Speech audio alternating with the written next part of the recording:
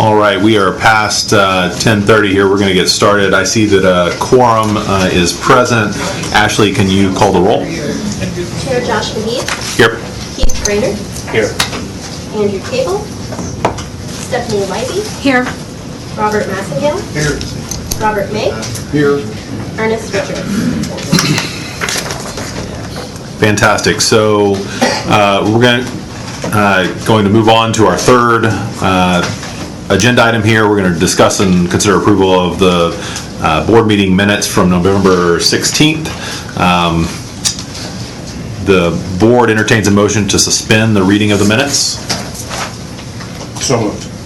Second. The motion has been moved and seconded. Is there any discussion for the board on this?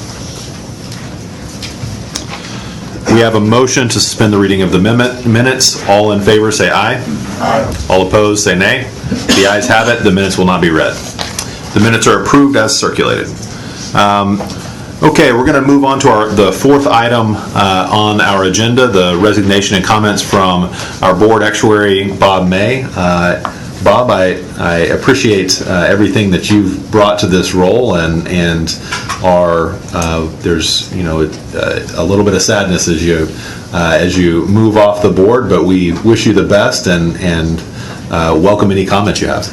Well, sure, and I have certainly enjoyed and have always wanted to be a part of helping governments in a way that I could, and I always felt like that a way I could be most helpful would be to do things within the state government that are connected for what public pension actuaries do.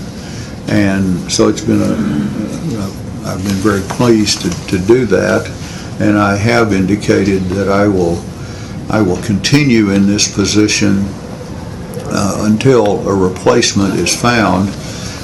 And replacements, as you probably know, it could be tomorrow, it could be a year from now or so. So I will be continue to serve in the board position for an actuary until that happens, or until my term ends, which is January of next year. So you may see me for quite a while, or you may not. Depends on how quickly we get a replacement for me. I've really been looking back over not only the time I've been on the board, but the time before that when I was sitting in the audience like many of you. I've seen some real growth and change in our board.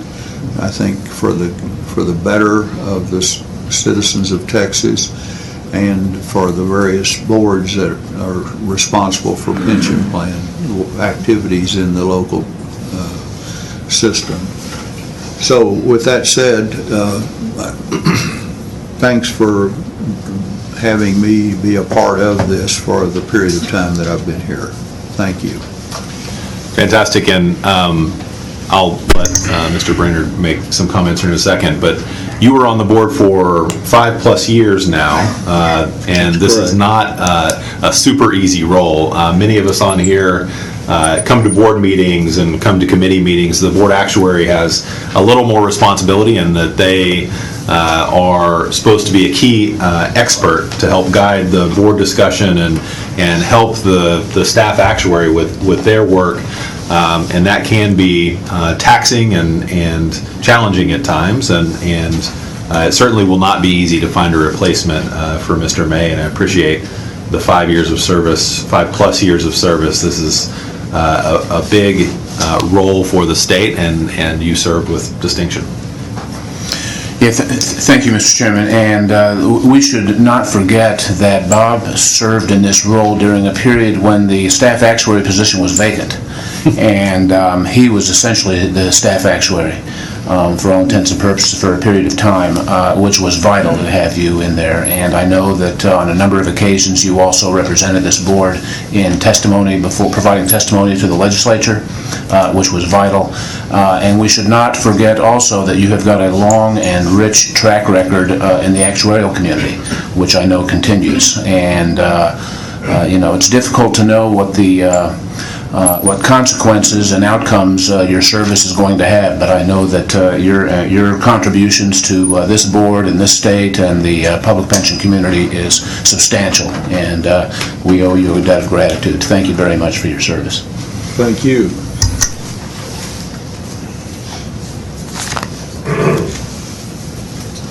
All right. We're going to move on to our fifth agenda item here. With Mr. May's resignation, we are going to appoint a new chair of the Actuarial Committee. The chair would like to appoint Keith Brainerd as the Actuarial Committee chair. Is there any discussion on that item?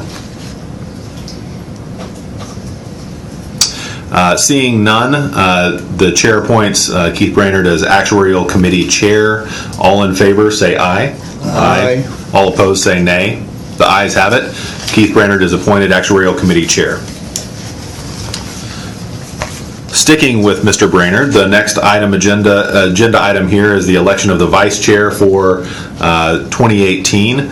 The chair recognizes Vice Chair Brainerd for his dedicated service as vice chair of the PRB, and the chair calls for nominations for the position of vice chair for 2018.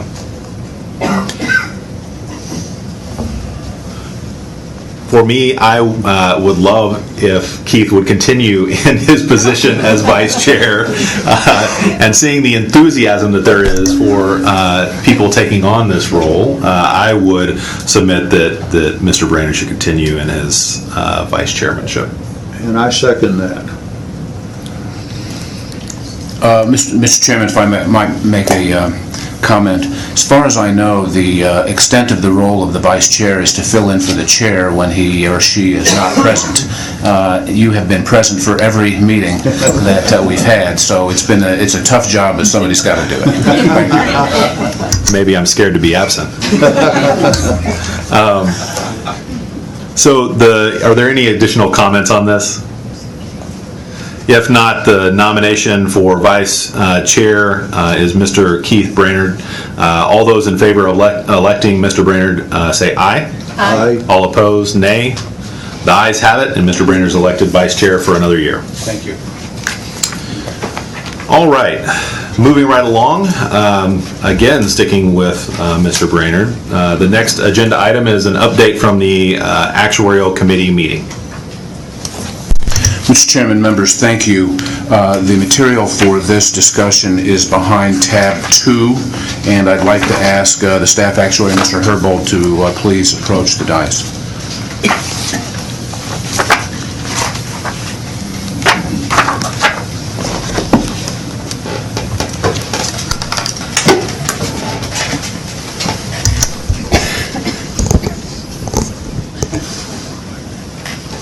Good morning, members. I'd like to start by congratulating Mr. May and thanking him for his help over my short tenure here. It's been a pleasure to work with you.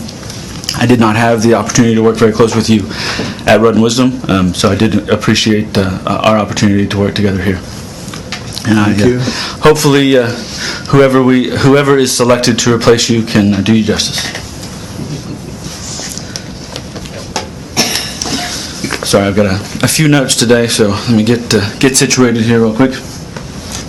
As Mr. Brainerd mentioned, I'd like to direct you to tab 2. The first item we are going to be discussing is the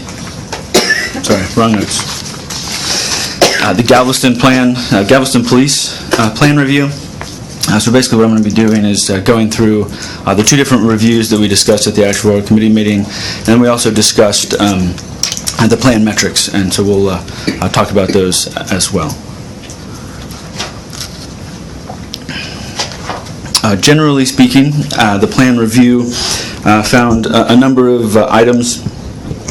We specifically highlighted the fact that Galveston Police, at the most recent actuarial evaluation in 2016, was 42% funded, and their funded status has been steadily declining for approximately 2 decades at this point. We did note that the primary cause of the increase in their unfunded accrued liability is because their actual investment returns have not achieved the assumed investment returns, as well as their contributions have been lower than the normal cost plus the interest on their unfunded liability. So they haven't been able to keep up with the growth in the unfunded because the contributions have not been sufficiently large, and their investment returns just are not large enough to make up the difference. To illustrate that, we looked at the most recent 10-year period. So we looked at a history of 20-year history of returns, and noted that over a 10-year period, the average annual return ranged from approximately 2% to 6%, and that was in comparison to assumed rates of return of 7.5% or 8% over that exact same period. We also noted that given that they're at 42% funding, if over the next 30 years they averaged approximately 9% per year in returns, they would only be at 65% funded after that 30-year period. If they averaged 7% returns over that period, their funded ratio would drop below 30%. We also noted that they're twice as likely to average 7% or less than they are to earn 9% or more based on their current asset allocation. If you look behind, at the very end of tab 2A, there are some comments from the city that are in response to our initial review, and they discussed some of that during the actuarial committee meeting. The results of the committee meeting were that the committee was urging the fund and the city to work together to develop a solution. They specifically asked them to closely monitor their assumptions and their investment manager performance, and ensure that the contributions are made in accordance with statutory requirements. So I will note that Galveston Police has historically been operated as a fixed rate plan, where the fixed rate was negotiated via collective bargaining, but there is a provision in the state statute that says that with the advice of their actuary, they should be contributing the normal cost plus the interest on the unfunded accrued liability and admin expenses. So that specific item was discussed for a period of time during the committee meeting, and I think was one of the reasons that the committee members felt it was important that they make sure that they are contributing in accordance with state statute. We were told at the committee meeting that there is some disagreement on what that definition means. The fund has produced an actuarial valuation with their interpretation of what that means, as well as the impact on the contributions. They have also provided the city with a letter explaining their interpretation and requested the city provide an explanation of where they disagree with that interpretation. So far, the city has not responded with that specific issue. They did discuss the committee meeting at the last city council meeting last week. They chose to raise the city's contribution by 2% from 12.83% to 14.83%. They also have, I believe, like $1 million lump sum set aside, and they were unable to vote on that because it wasn't on the agenda, and I believe their intent is to maintain that lump sum as an option as part of their negotiations.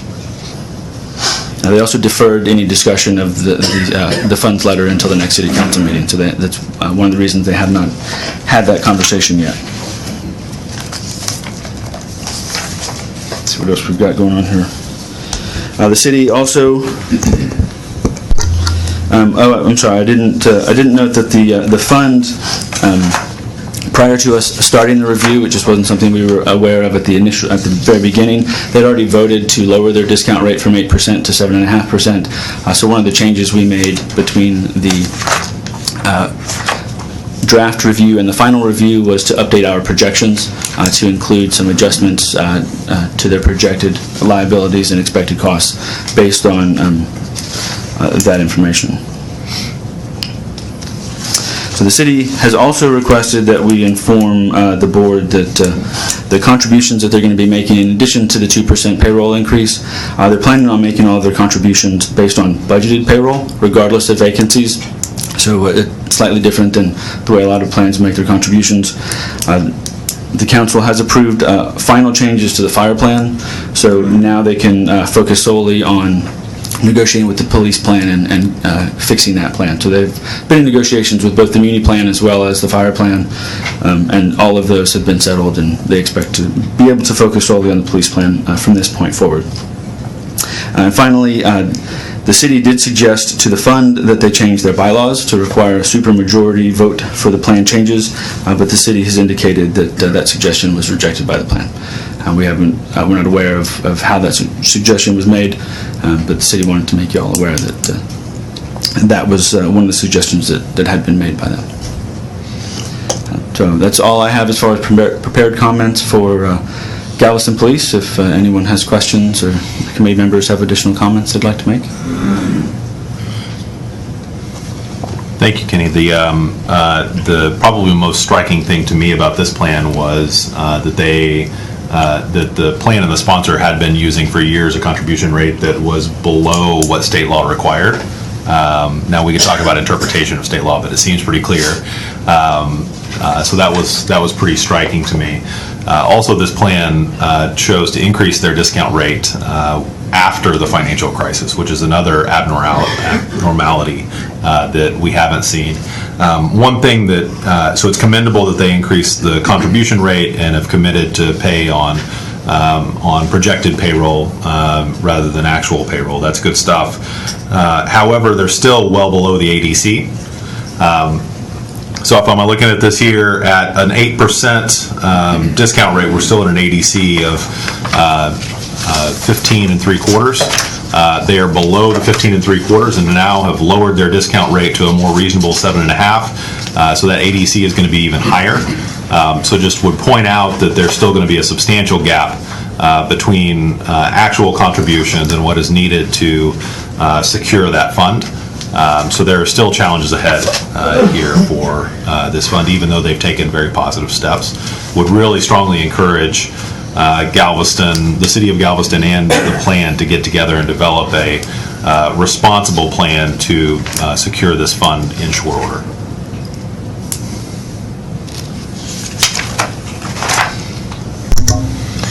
Yeah, I think that when the actuarial committee met, the issue that really struck me was the gap that seems to exist in governance between the plan board and the city council.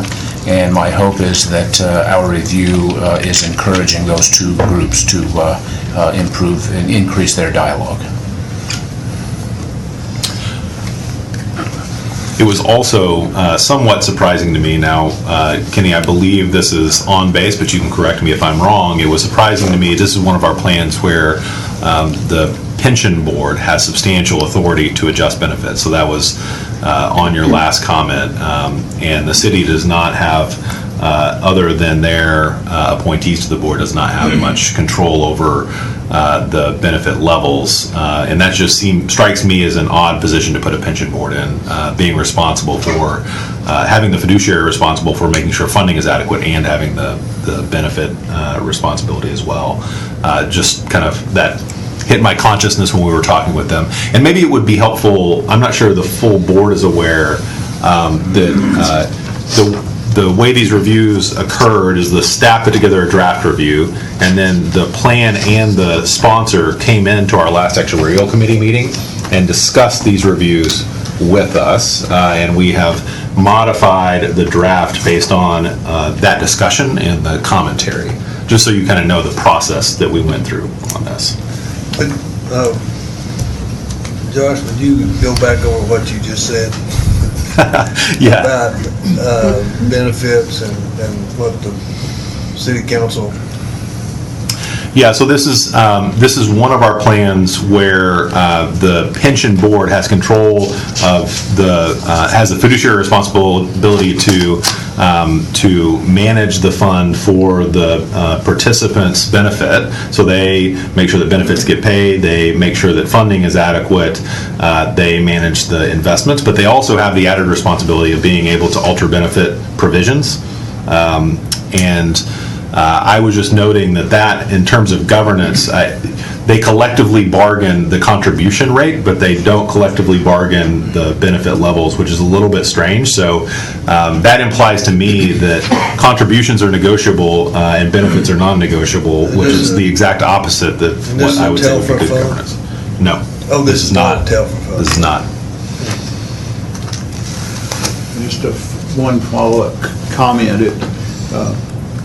Am I right in saying that there's some similarity between the way what they can do, what they do in this fund, and what the Dallas Fire and Police Fund did? And I'm remembering that the Dallas Fire and Police Fund, there was not much involvement from the city side, and there also is a history in that plan of it didn't do well and came before the legislature, worked hard, is doing a lot better, but I do see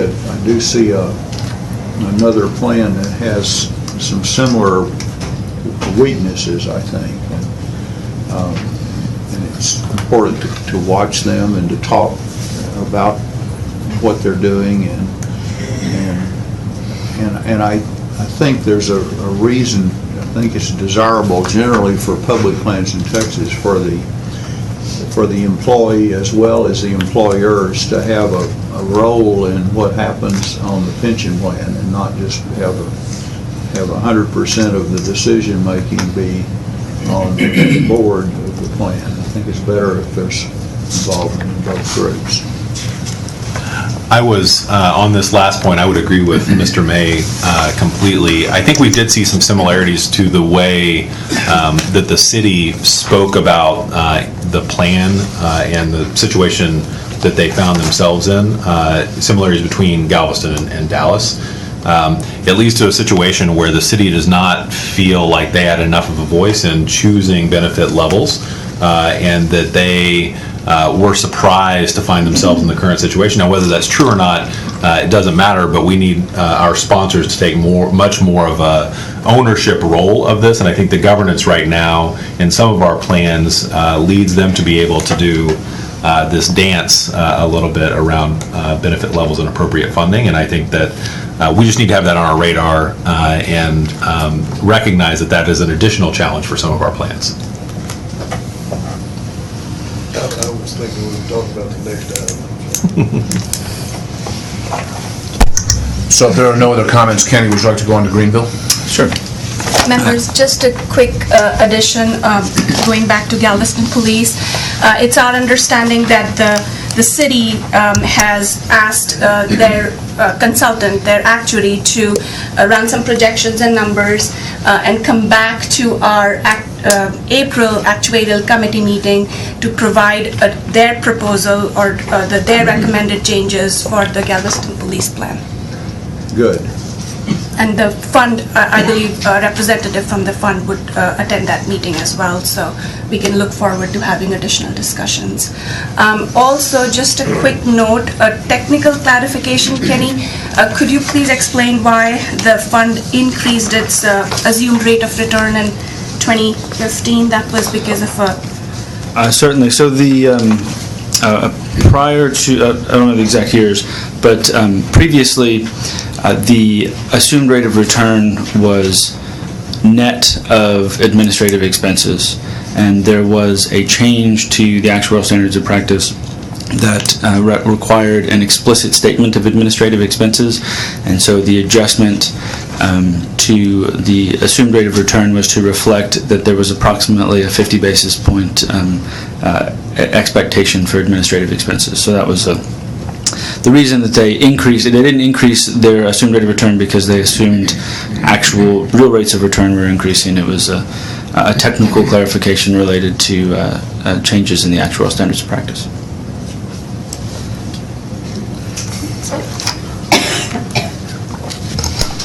Okay, so if you'll direct your attention to tab 2B, that is a copy of the final review of the Greenville Fire Plan, as well. In addition, at the very end, we have the initial comments from the the city and the fund in Appendixes B and C. With Greenville Fire, it was a very similar story to Galveston. Their 2016 valuation showed them as 48% funded. They have been less than 60% or less since 2004. Very similar causes to the increases in the unfunded accrued liability. Their investment returns really had very similar experience as Galveston Police over the prior 20 years, where their average 10-year period really was ranging from, in their case, a slight negative return to just under 7% over that entire period. And their assumed rate of return was 8.25% during most of that time. I will note that since beginning the review, they have voted to reduce their I apologize. Did they vote to reduce their return to 8%? Is that correct? But again, it's similar results. They've got a very similar asset portfolio as other public pension plans, and the result is that they're much more likely to have an average return over a 30-year period below 7%. So their funded ratio, again, is going to look at possibly 65% in 30 years if they're getting above 9% on average every single year, and could drop down into the 30s otherwise. So there are similar results from the actuarial committee. In this discussion, they were very significantly concerned with their assumed rate of return, especially compared to their historical returns, and they did urge the plan and the city to closely monitor those assumptions. Some of the edits that we made from the initial review to the final review was to note that the city voted to increase their contributions 2% in January. So they went from 17.3% to 19.3% beginning in October of this year. And I would also like to direct your attention, you should have an email in the side pocket of your binder that is an email from the City of Greenville. They wanted the board to know that they did not have sufficient time to provide final comments regarding the final review, but they will be looking at it and providing comments if they deem any additional comments necessary. And those are my prepared remarks. If you have any questions or additional comments.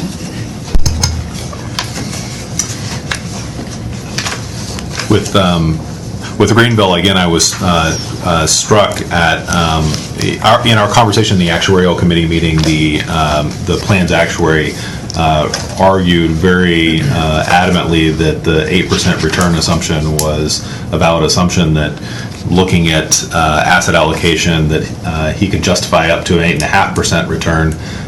So I worry a little bit with this plan and plans like this about adequate advice on investment return assumption and kind of broadly about investments. If I look at this plan's asset allocation, I see 31.2% allocation to fixed income. That means the assumed rate of return on the risk investments is north of 10% to be able to get to where we want to go on the 8% return assumption, and that just seems kind of to strain credulity, as I said in the committee meeting, and leads to a very risky funding position for this plan. And so I am very worried about the funding position of this plan going forward and the adequacy of advice that they are receiving. How many of our plans still have a 8% or higher? Well, let me start with just 8% or more as their investment return assumption.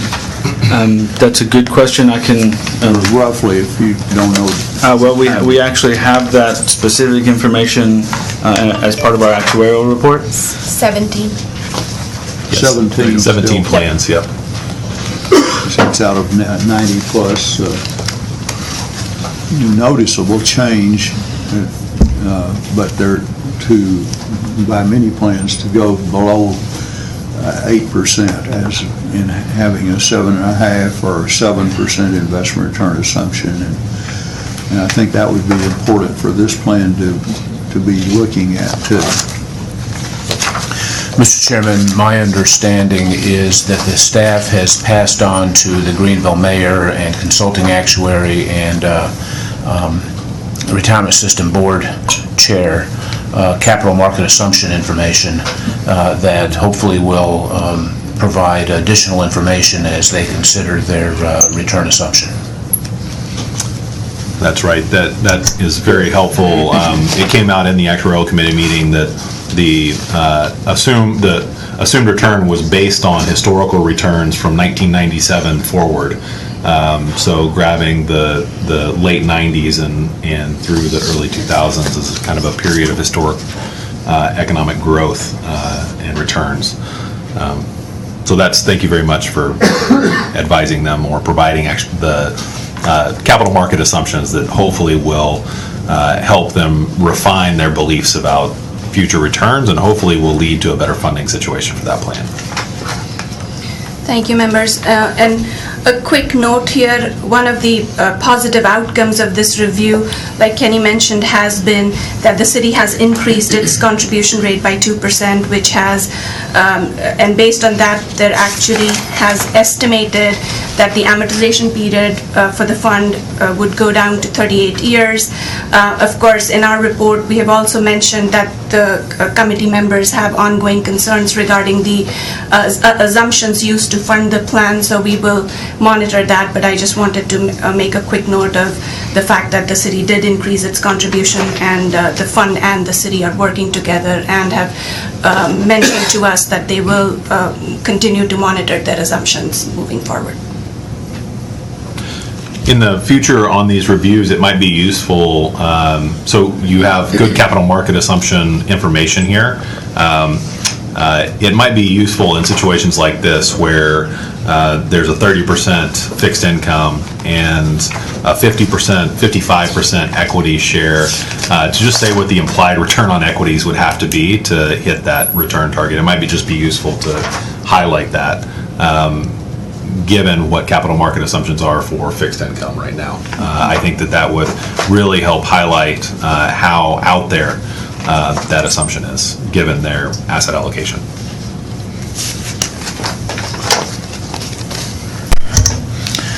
Okay, if that's all on Greenville, let's move on to the next item, Kenny, please. Sure. I just wanted to, Chairman McGee gave you a brief overview of the process to date, so I wanted to finish that off and kind of explain the entire process as well. So as he said, we select plans initially, reach out to them and ask for additional information usually and any comments that they might have, put together a draft of this review, send it back to them, or send it to them for formal comments that are included in the review, and then generally speaking, we expect that to be discussed at the actuarial committee meeting following the preparation of that. After the actuarial committee meeting, we finalize the draft, including the additional comments. And then the final step of that process is that we will be including copies of the drafts, any additional comments that we receive from the city or the fund, as well as a summary of additional actions that have been taken in our biennial report that we prepare for the legislature, and we prepare that in November preceding every single session. So it'll be November of the even numbered years, so this coming November. So moving on to tab 3, that is a slightly updated version of our metrics. This is the list that we start with when we're trying to prioritize plans that we want to take a look at. We did have a copy of a similar copy in the prior board packet, but there have been a couple of minor edits. This is kind of an evolving document at this point. The entire process, plan reviews, is evolving. So in this particular case, we did add market value of assets that was requested at the last board meeting to give a sense of plan size. We are not using it necessarily as one of the factors. The factors that we are focusing on are those to the right, but it's included in there for for you to be able to see. If you look at the color coding down at the bottom, the key, we've added the number of plans that fall into each category as well as the cutoff that we're using for the highlighting.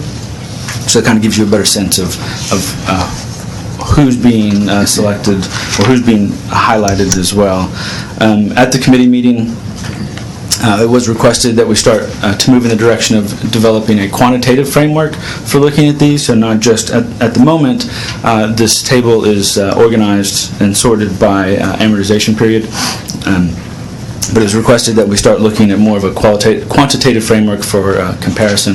And starting simple, I believe it was recommended that we provide the variance from the mean for each of these factors that we can, as well as incorporating a national benchmark to compare.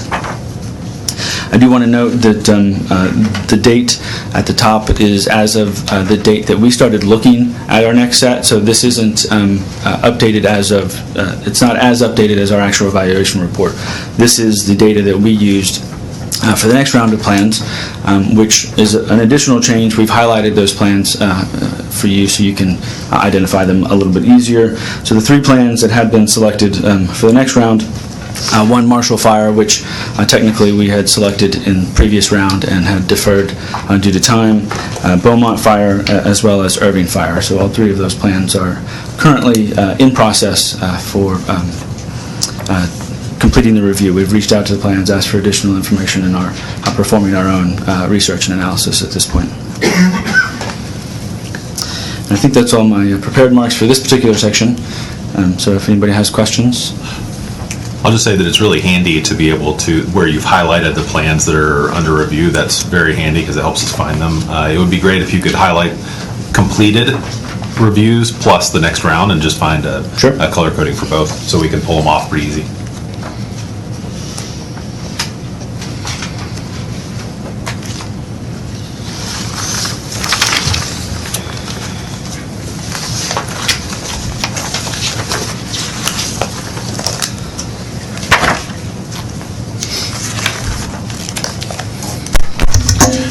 Sorry, please, Kenny, on to the risk-sharing valuation study.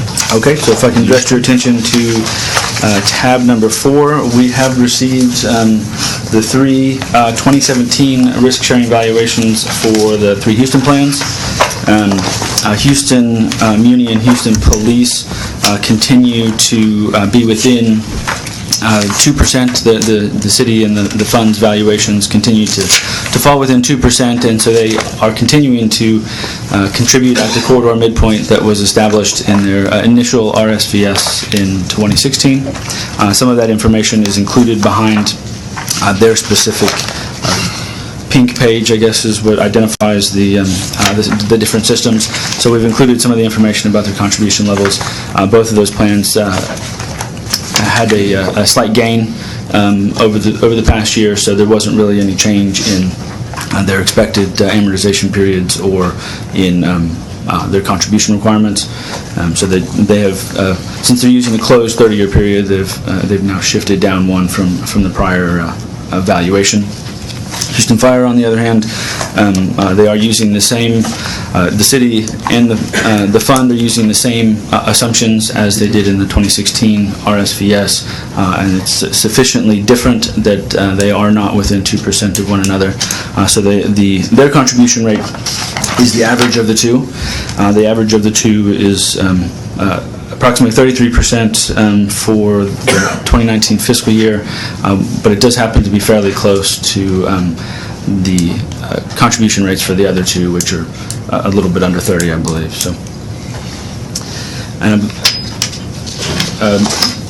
Mr. Brainerd asked for an explanation from the fund at our last board meeting, and they provided a written explanation which is included behind Houston Fire's plan. We've also included a small table that identifies what the primary assumptions are that are causing the difference. So there are a few other minor assumptions or methodologies that might differ from the way the fund and the city are performing their valuations, but these 4 assumptions are the ones that are causing the largest impact. So we just wanted to to highlight those and make it a little bit easier to see. So they are using different mortality tables as well as different cost of living adjustments in their projections, and those two specifically are the ones that are going to be causing the largest impact. The system is actually assuming a slightly lower drop interest crediting rate, so that one has the opposite impact as the rest of them. It actually, but it's small enough that it's not necessarily offsetting to any significant degree. And then there is they're including they're loading their normal cost and liabilities because there are some idiosyncrasies with the way in which their average salary is being calculated, and so there are some slight differences in how they're choosing to implement that load. Kenny, thank you. I have a request, please. I noticed that the system valuation refers to the use of RP 2014 with blue collar adjustment. Sure. I've not heard about the blue collar adjustment before.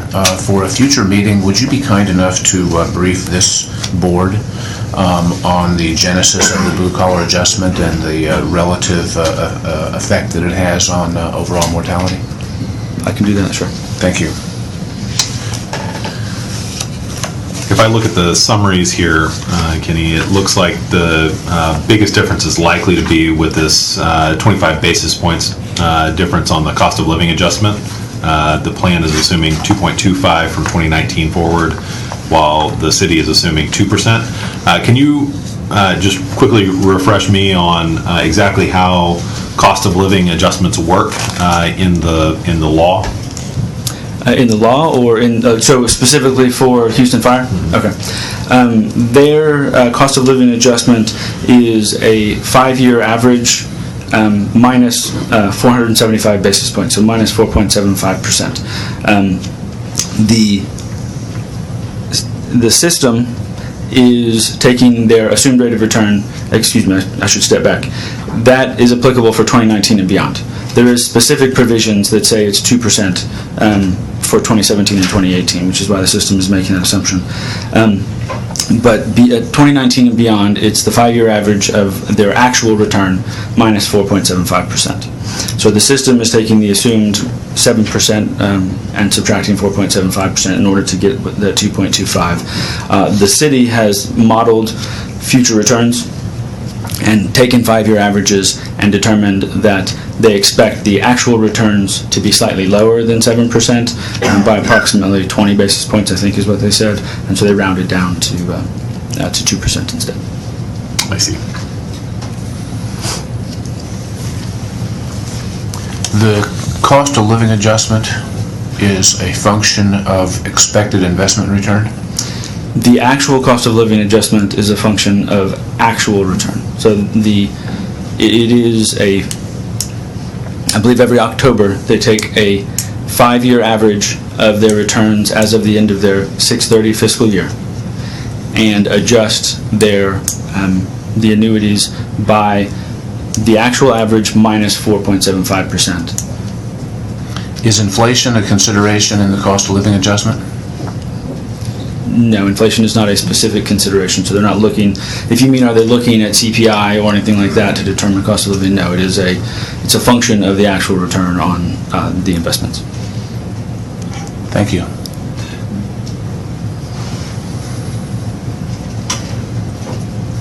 This was my understanding whenever this was being designed. There was discussion about CPI, and there was also a discussion about not wanting to give COLAs in bad investment return years.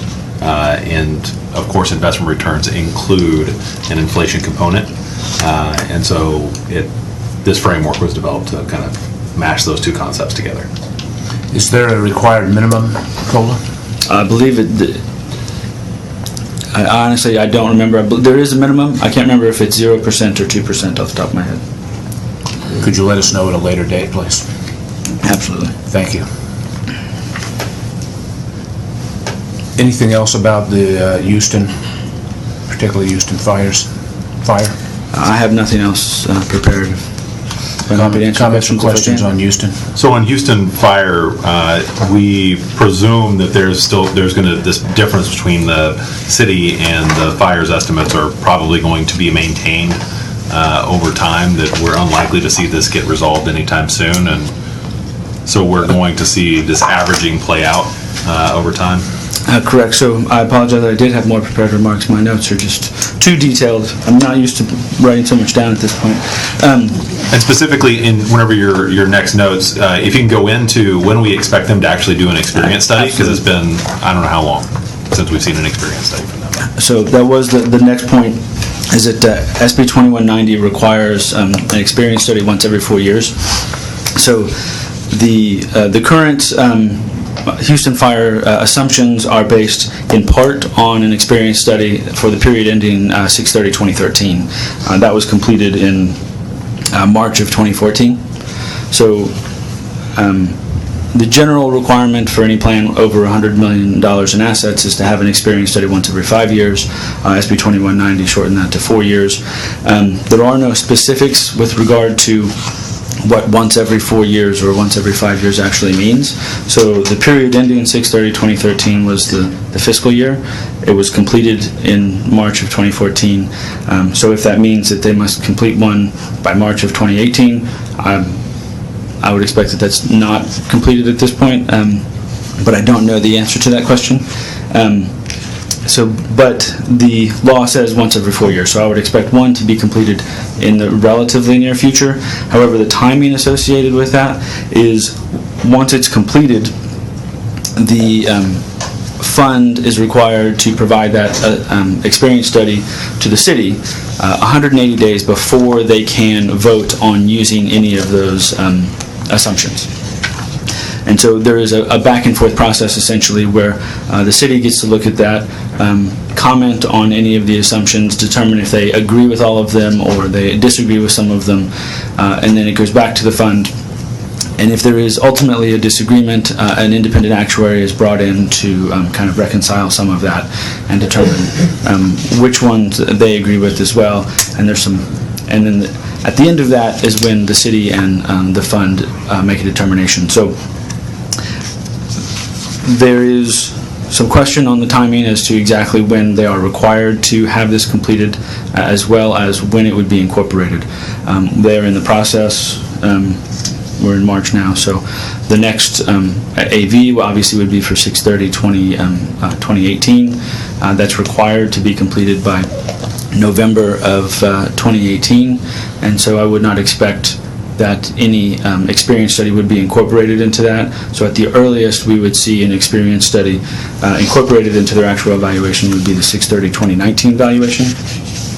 And so the expectation is that once that experience study is completed, their assumptions would, if not be identical, they would certainly come much closer together, and they would then be contributing on the funds rate and not an average of the two. So that was probably a long version of what you wanted to hear, but... No, that was great. Can we reach out to the fund and ask them when they expect to have their next experience study? Absolutely. I understand the timing issue.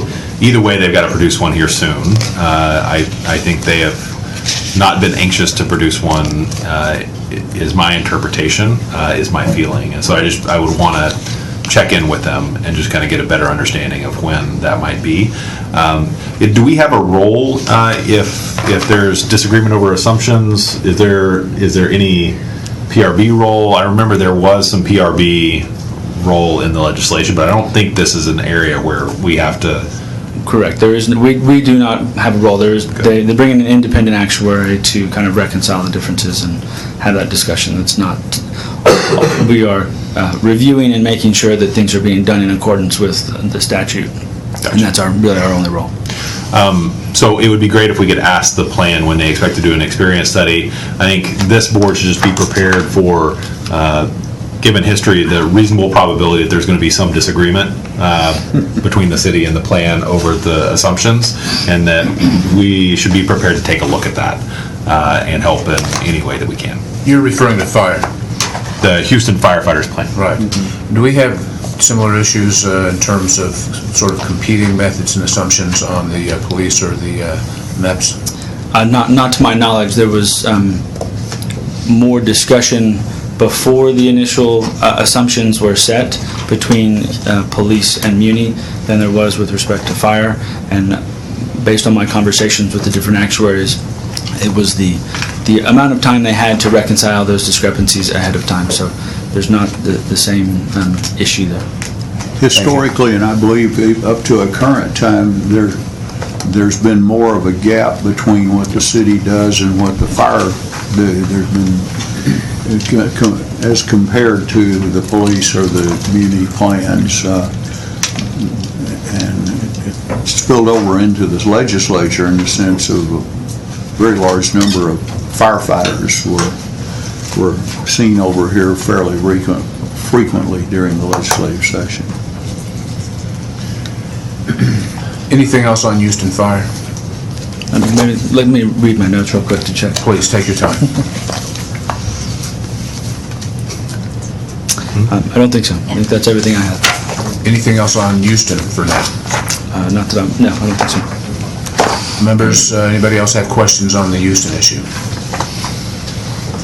If not, can we move on to the actuarial valuation report? Absolutely. So if I can direct your attention to tab 5, we have the actuarial valuation report, which is substantially the same as it was in the last board meeting. So hopefully we're done making changes to the way this looks. I will say that we have approximately 26 new valuations incorporated into this than we did in November. So we are moving closer to having more recent information. Generally speaking, amortization periods have come down. The discount rate has come down significantly as well. If you'll notice, we now have one plan that's above 8%, and only one plan, and then with 16 at 8. And if you look at the mean and median, those are coming down. Obviously, the liability weighted metrics are driven almost exclusively by teachers' retirement system. So those are really going to, when they make changes, those will change drastically. I don't have much else to report other than I would like to note that we have one plan, Lufkin Fire, that we have received a 2016 valuation, but have not incorporated that yet. We have been attempting to reconcile the differences. There was a planned takeover from one actuary to another, and there were some unexplained differences between the two valuations, and so we've been attempting to get some additional information in order to identify what the cause of those differences.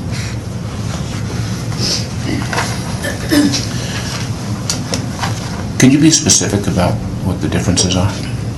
Certainly. So one of the new actuary, typically the process associated with taking over a plan from another actuary is you recreate the original valuation and attempt to match the liabilities, the normal costs. So you go through and you perform your own valuation using the prior actuary's assumptions and methods before making any additional changes to make sure that you are fairly close in matching that.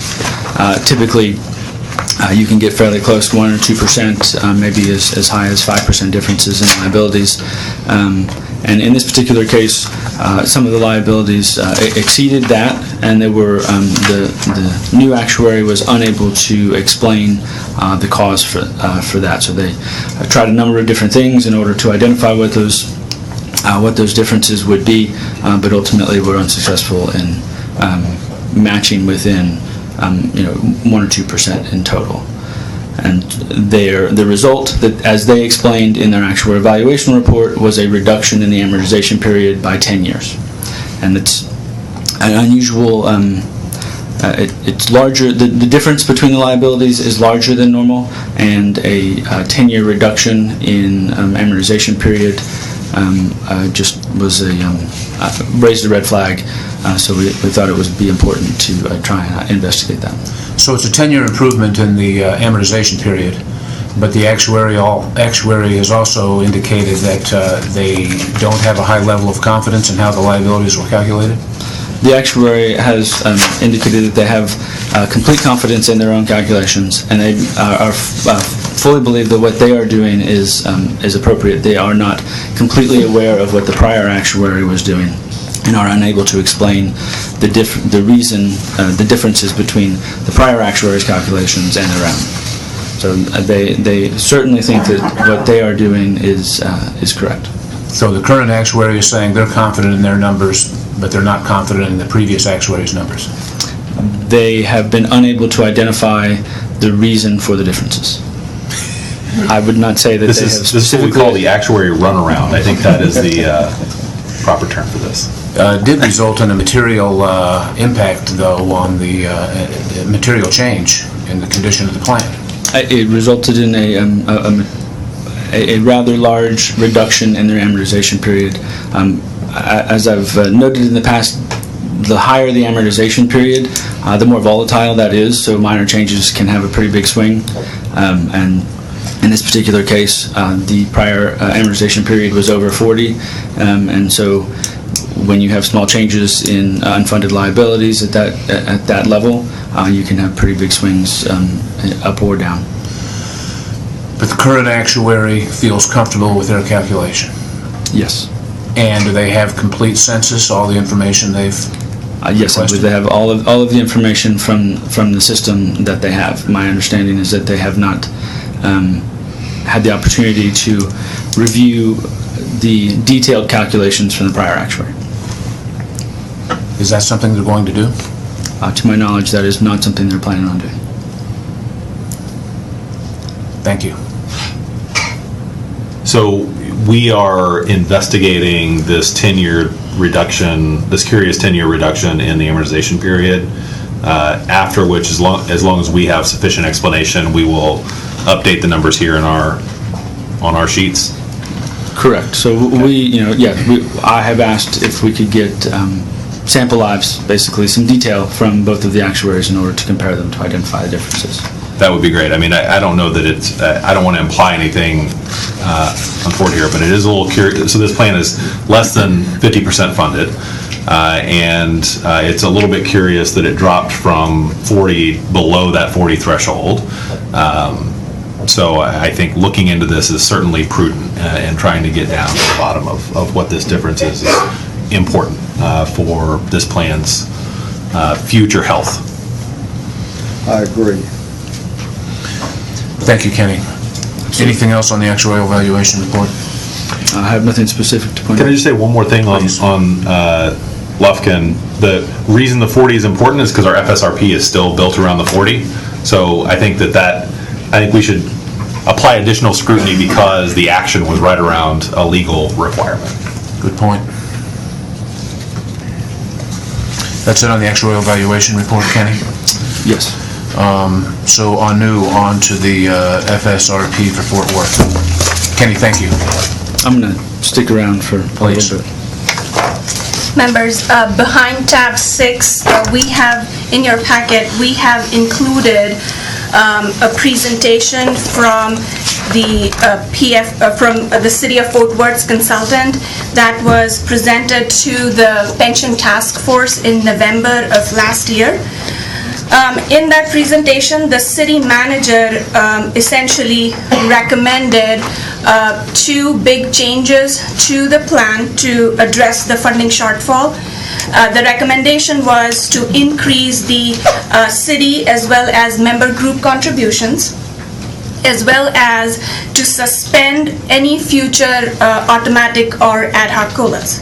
And in that presentation on slide 10, I believe, a summary of the recommended scenarios has been included, and that slide also illustrates how, if those recommendations are implemented, it would help bring the funding shortfall down.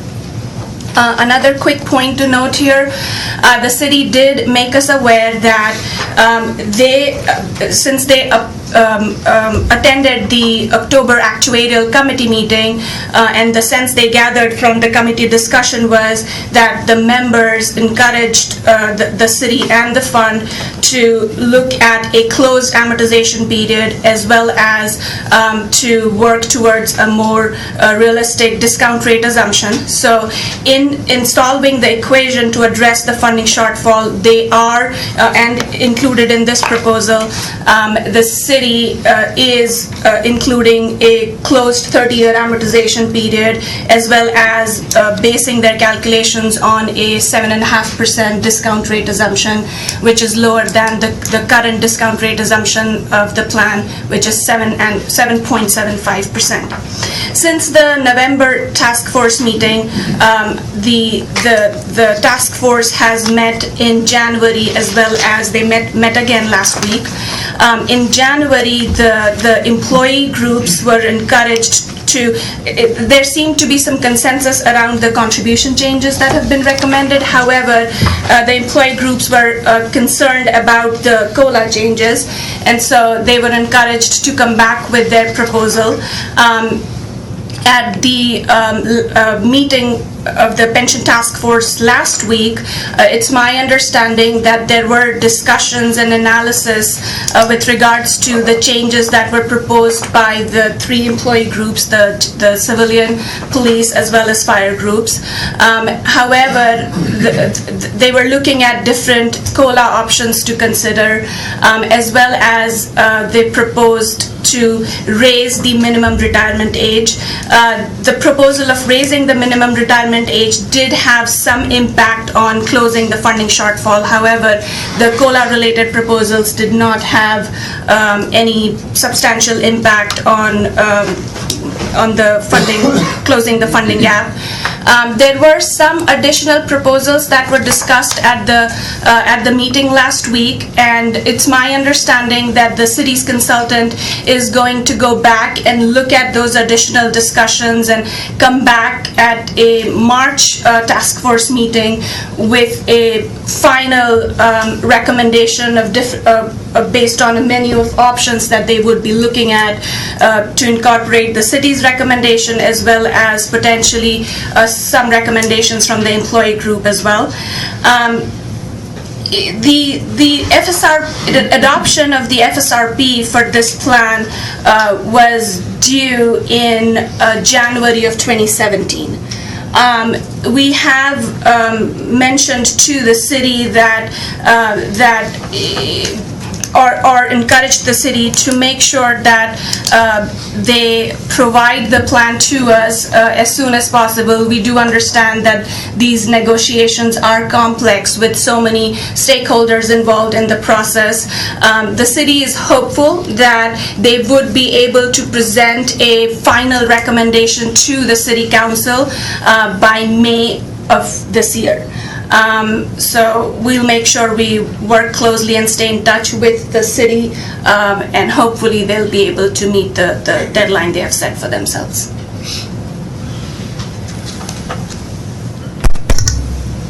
Kenny, you want to add anything about Fort Worth? No, I'm good. I might say that Fort Worth is facing a really difficult situation here, and from every indication, the city is making a robust, good faith effort to resolve its issue, and please pass on to the folks in Fort Worth that we recognize and appreciate the effort they're making to resolve their problem. Members, the executive director of the Fort Worth Employees Retirement Fund is here in the audience, so thank you so much for all your hard work. I'll also say, I mean, that I agree that it's good to see progress being made. I do feel like we've been hearing about Fort Worth for quite some time now. So I think while this is hard, it's been a year and a half, and this is a pretty heavy lift. If I look at similar situations, even situations that required legislation, Houston took a year and a few months, and that required a push at the legislature. So I think the pace has been a little bit slow. I feel like the pace is picking up.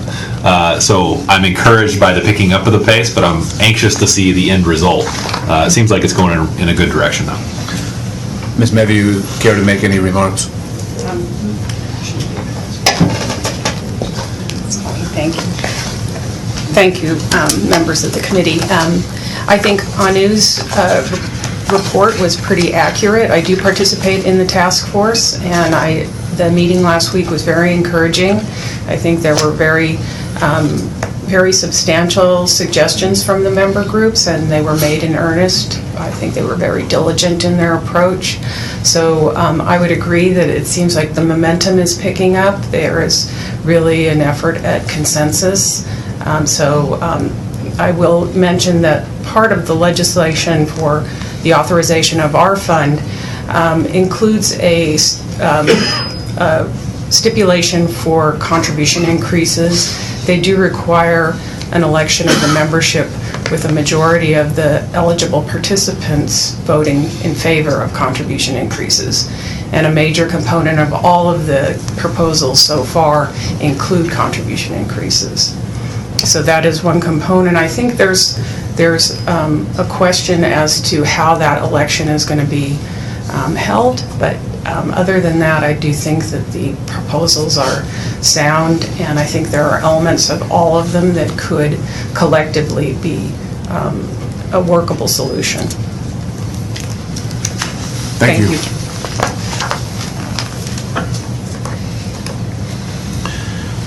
Other questions or comments on Fort Worth? On to the dashboard, Anu. Sure, thank you. Members, on the dashboard, I just wanted to provide a quick update that we have been working diligently with our database architect, and we have completed the planning phase, and we are now in the design phase of the process, which we expect to take a couple of months, at which point we will then go into a test phase. So I just wanted to make sure that the members are kept apprised of the progress we have been making on the dashboard, and we will make sure to share templates or material with the members as soon as they become available once we are done through the formulating when we complete the design phase. So I don't have any materials to share at this point, but. Thank you. Questions on the dashboard? On to the FSRP. Should I recognize Ms. Freeman? Mr. Freeman. Yes, please. Mr. Freeman, welcome. Thank you.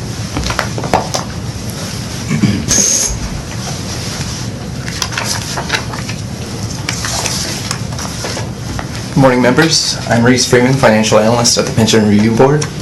Behind tab 7A, you'll find the Funding Soundness Restoration Plan report.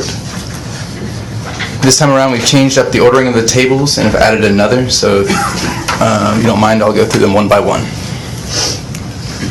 First off, we have the two plans that have submitted FSRP since the last board meeting: Dallas Employees Retirement Fund and Greenville Firemen's Relief and Retirement Fund. Dallas Employees FSRP came in the form of their latest actuarial evaluation. The plan has created a new tier by making several changes to the benefit structure for members hired after December 31st, 2016. Greenville Fire's latest FSRP consisted of a letter from its actuary with analysis showing the impact of an increase in the sponsor's contribution. This is Greenville Fire's second FSRP, as its original restoration plan did not lower its AM period sufficiently.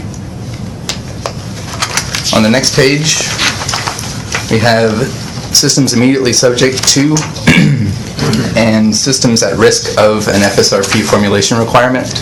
In the first table are the 4 plans that are in the process of creating and submitting their FSRPs. For 2 of these systems, this will be their second restoration plan, as their latest AV showed that the initial FSRP didn't do enough to lower their AM periods. The next table contains systems at risk of an FSRP, but these are not subject to that requirement as of yet. All these plans' amortization periods have increased significantly in their latest AVs. They will be required to submit an FSRP if the AM periods in their next AVs are not below 40 years. Finally, on the last page, we have the progress report on previously submitted FSRPs. This table is now divided into 2 sections: systems working towards the 40-year AM period requirement, and systems that have submitted valuations after their FSRP showing AM periods below 40 years. We've added a column displaying the date in which an update to each system's FSRP is due to the PRB. And this date is 2 years from the due date or submission of a plan's FSRP, whichever is latest. As you may notice, there are 2 plans in the first section that have AM periods below 40 years. These plans have submitted FSRPs showing analysis of changes that produce an AM period of less than 40 years, but have yet to submit an AV with sub 40 AM periods. Once they or any of the other plans on the first group do so, they will be moved to the bottom section of this table. And Sweetwater Fireman's Relief and Retirement Fund is the first FSRP system to submit an AV with an AM period of less than 40 years. Plans in this group will be removed from this report following the board meeting in which they are presented. Are there any questions? Josh? I like the new format. That really helps us kind of follow along here. And I'll also say that, so I guess this is a little bit historic. So this is the first plan that submitted an AV that actually has shown them get below the 40. Correct. So that's a big deal. That shows that this FSRP process is working. I'm anxious to see these other plans make progress. I see a little bit of progress here, but that's exciting to see a plan actually get below, take steps to get below. Yeah, I agree with that. That's a good point. Bob, go ahead. Well, and I think that members, or at least some of the members of the legislature, would be glad to see that, because they were in the lead and trying to set up something that would cause movement down in the 40-year amortization, which is not where anybody would have wanted to be. They wanted to start in the right direction, and so I'm sure they would. Many of them would like this also. In the materials report that we give to the legislature, it would be nice to highlight as part of the summary of the FSRP the plans that have made this kind of progress. I think the legislature should know how well that particular piece of legislation is or is not working. I see some initial evidence here that shows that it seems to be working and is helping plans really work with their sponsors to devise responsible funding plans and bring down their amortization period. So I think that law is working pretty well, which you can't say all the time. So I just have one question for my education. The not applicable under current progress for both Lupkin and Dallas Police and Fire, what is that intended to signify? Is that just based on their time on the list, or is there some other? And they have yet to submit another report with a new AV or a new AM period.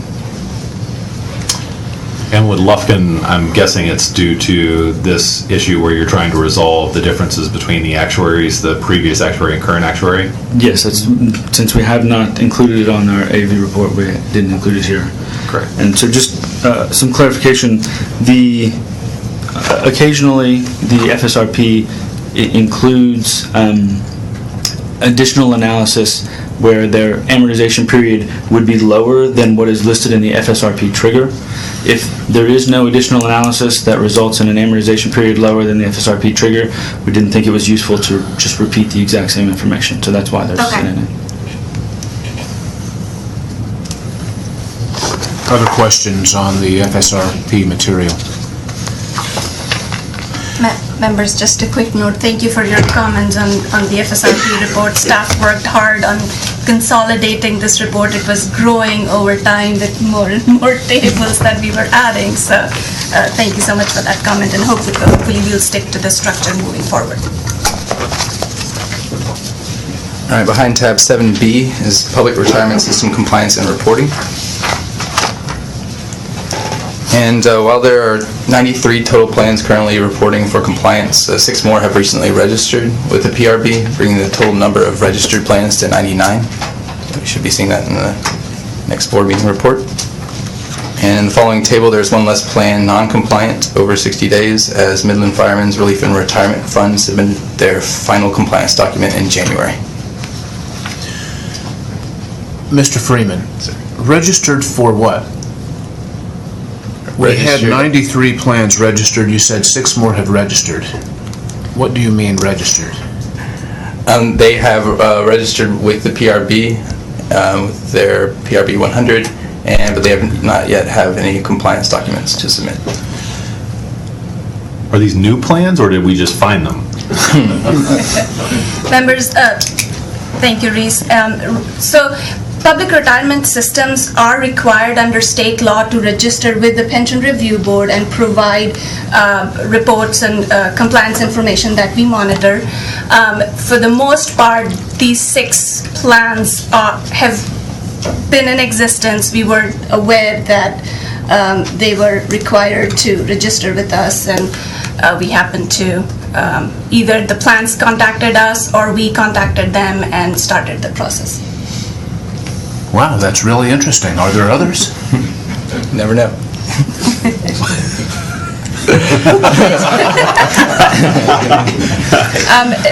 There's no way for us to know whether there are other systems other public retirement plans out there, but we either, if there is a plan administrator that's overseeing multiple plans, that we become aware that potentially have more public retirement plans that should be registered with the PRB, we reach out to them and initiate the process. Are these TELFRA plans? What are these small?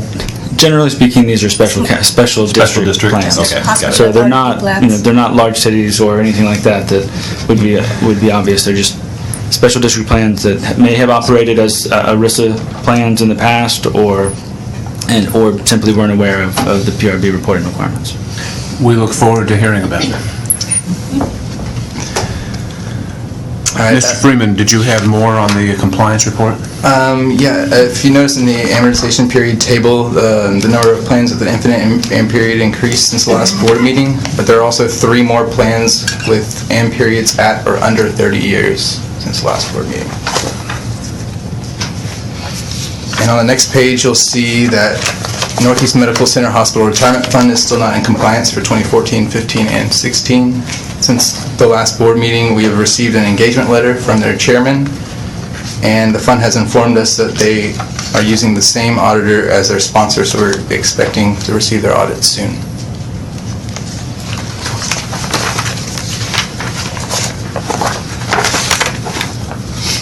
And that concludes my presentation. If there are any final questions?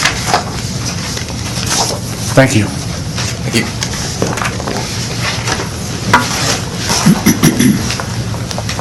Mr. Chairman, if there are no other questions on the work of the Actuarial Committee, that concludes our report.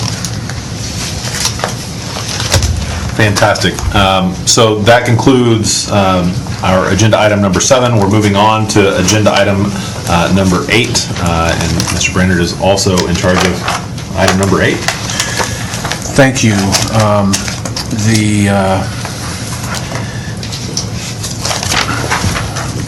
Advisory Committee on Principles of Retirement Plan Design met immediately previous to this board meeting earlier this morning. Members are Ms. Leby and Mr. McGee and myself. Since the last meeting, the staff has taken the work that we had done and straightened it up a little bit, cleaned it up a little bit. That gave us a helpful starting point for today's meeting. The committee considered and largely adopted a preamble that attempts to create a framework for the purpose for providing these retirement plan principles. Made some other amendments. We heard a little bit of public commentary. From this point, the members of the committee will be receiving an updated version of the principles to reflect our proceedings this morning. And once we have, as a committee, have signed off on staff's interpretation of what we've done, we'll be sending it out for public comment. And we would really like it if members of the public would review and comment on that. After we've received the public comment, the committee will meet again to consider those comments and possibly have one last meeting to possibly finish up these principles for recommendation to the full board. A copy of the principles as they were before we met this morning are available in your packet behind tab 8. And I'd be happy to entertain any questions.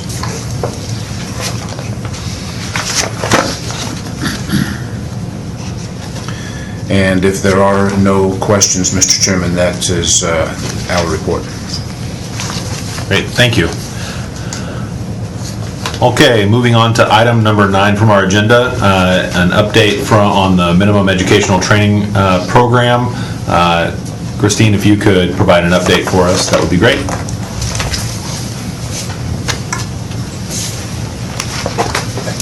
Good afternoon, Board. I believe we have about over there. Behind tab 9A, you will find the compliance reporting for the Minimum Educational Training Program. The report I will give you today is the compliance with the MET reporting requirements. Of our 86 systems that report, 84 are currently compliant. The 2 systems that are not compliant are also on our 60-day non-compliance list. These systems are Cleburne Firemen's Relief and Retirement and Irving Supplemental Benefit Plan. We've been working with them to submit these reports. I am now open for any questions that you may have.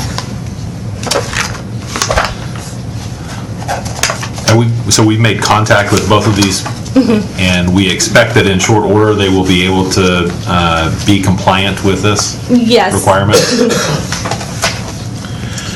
How long do we think it's going to take them? I'm not sure. Joey Evans has been working with them, and he's spoken to both of them, I believe, as of this week, and he has actually spoken to them, and they have said, yes, I will be submitting these reports. Ms. Taylor, do we receive feedback or evaluation results from these training programs, from the attendees?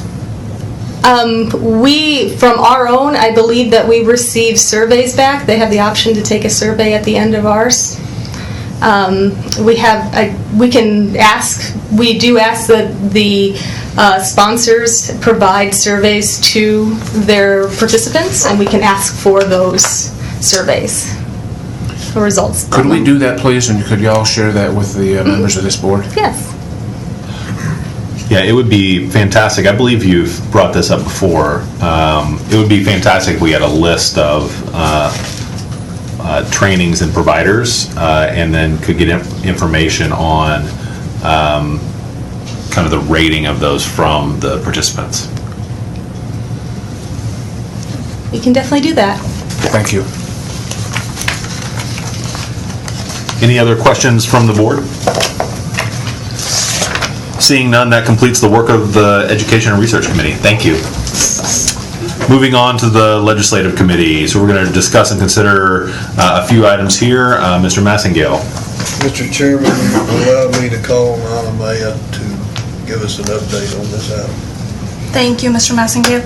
At the last November board meeting, staff had requested the members to provide suggestions on some interim study topics, and we had received 3 suggestions from the board, of which we determined that the staff could research and study 2 of those topics.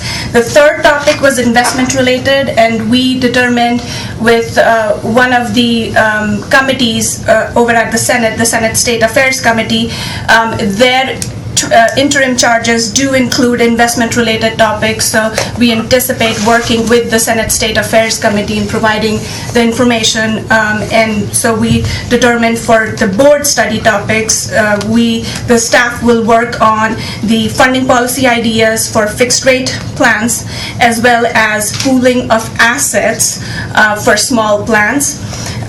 With regards to the pooling of assets for small plans, I just wanted to provide a quick clarification that the staff will be researching the idea for smaller systems to pool their assets for investment purposes only, so they could avail the benefit of economies of scale with lower fees, as well as better investment opportunities. And that was one of the ideas that was also recommended by this board in the financial health study of 2014. And I just wanted to make the board aware that staff has started research on these 2 study topics, and we will make sure at the next meeting we provide additional input or information as we research these areas. I'd be happy to answer any questions.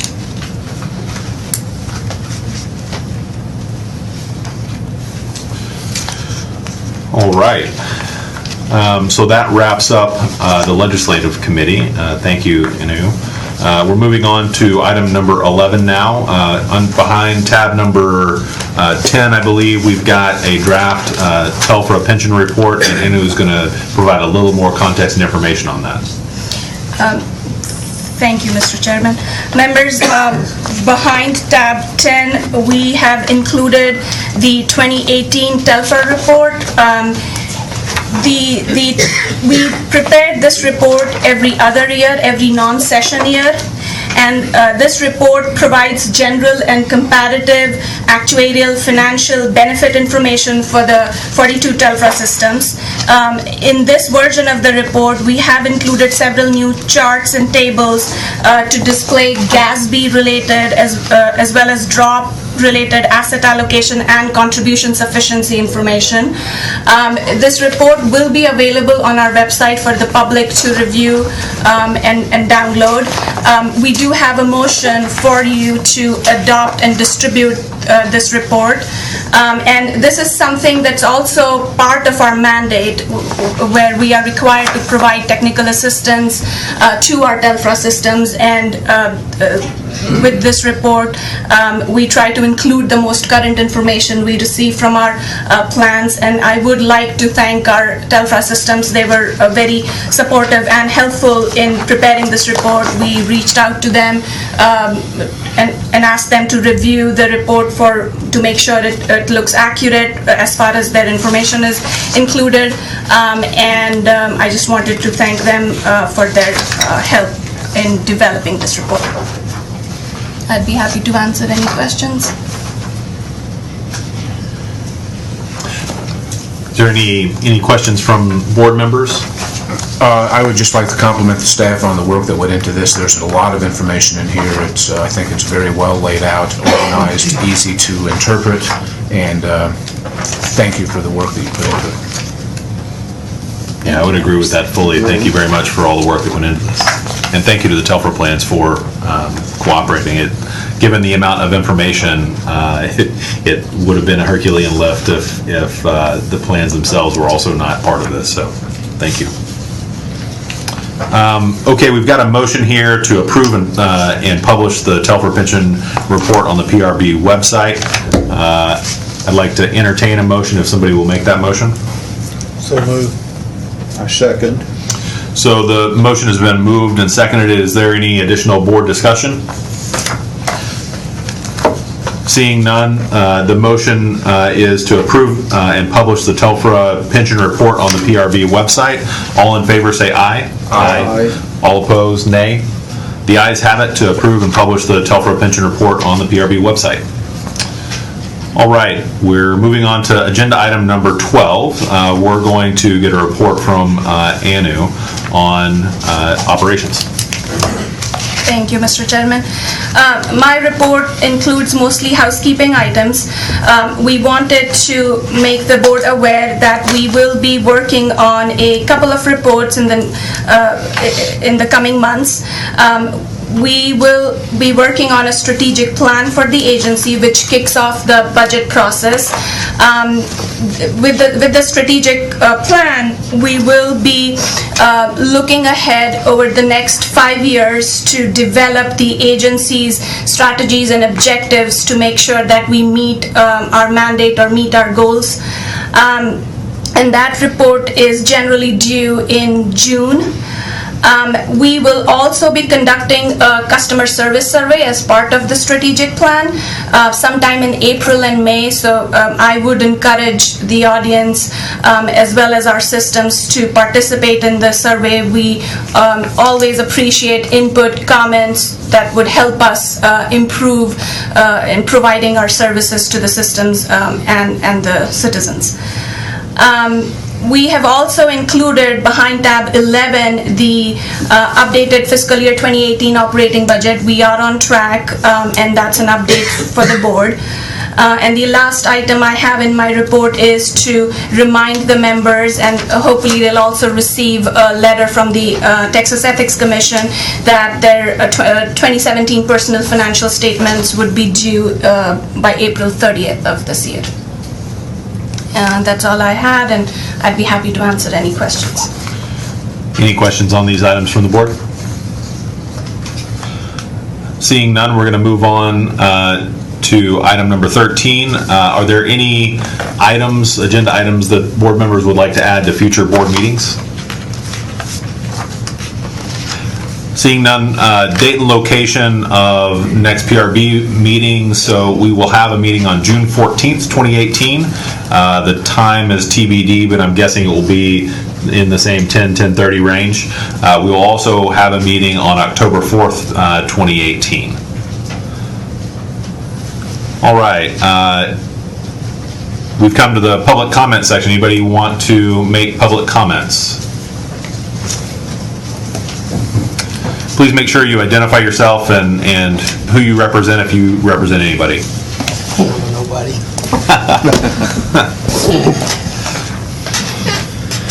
My name is Alvin Littlejohn. I'm a trustee with the Lubbock Fire Pension Fund.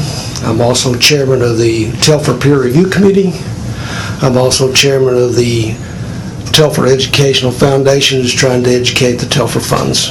These are my comments, and they'll be short and quick. Twice within the last few months, this board, through the Actuarial Committee and the full board, have questioned the integrity of two of the finest actuarial firms' operating practices, their business practices, how they do stuff.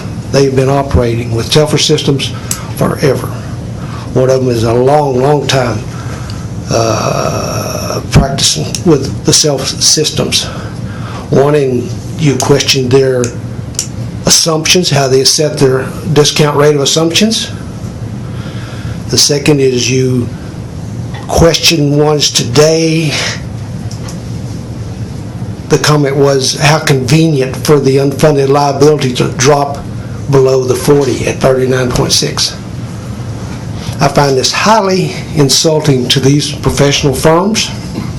They're doing the best they can do. They have their own operating standards to operate under. I question the expertise that some of these board members, the board has, to bring up these questions. And I would like to see a more moderate approach to some of the differences the board has with these things.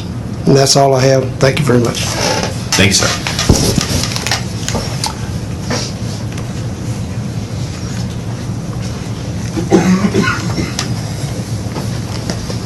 Good morning. My name is William Gates. I'm the chair for Lufkin Pension. How are y'all today?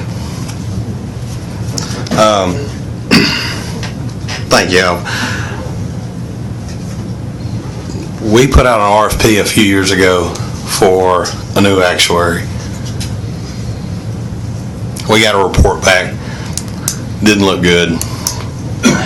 Lufkin firemen have worked hard. The city has increased their contribution rates. The firemen have increased their contribution rates.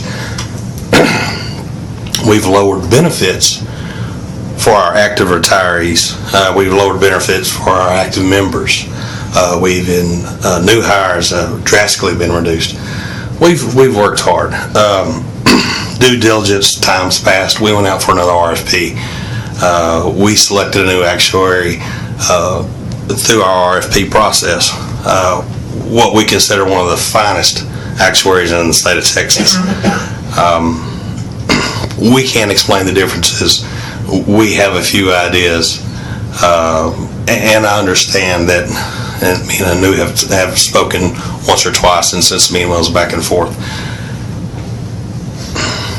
Don't know what they are, but we fully trust in the process of the actuary that we selected. Some of you are intimately familiar with these people. It's curious, and the word red flag was used. Okay. I understand that. Not real happy with the wording, some of the things that have been said, but I accept it.